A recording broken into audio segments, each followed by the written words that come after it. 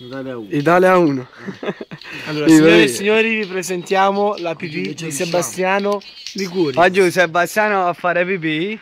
Aspettami. Dopo che si è scolato una bottiglia di brachetto, Poi Radi continua.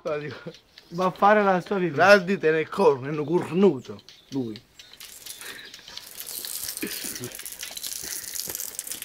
Vediamo che fa pipì. Apri bene le gambe. Vedete, sentite questo rumore? Questa è tutta pipì.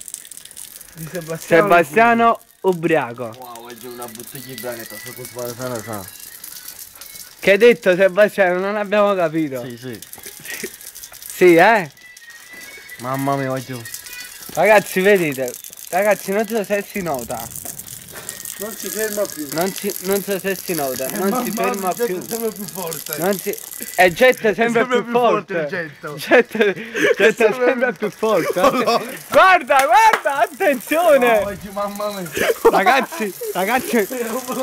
Ragazzi, questa è una vergogna, questa ragazza. È la bomba sommersa. È una pompa sommersa, davvero.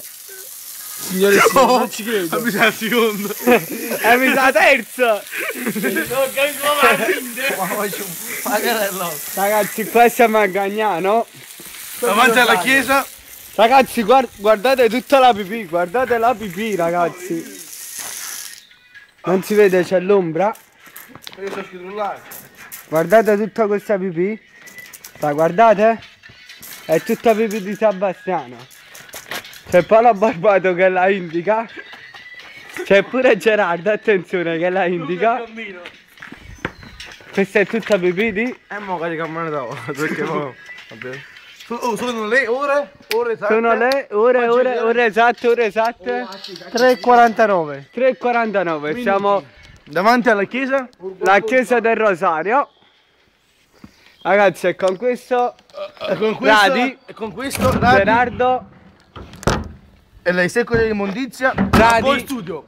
Radi, Gerardo, Sebastiano l'Ubriacone, Paolo Barbato il Magnifico vi salutano a una buona Immacolata.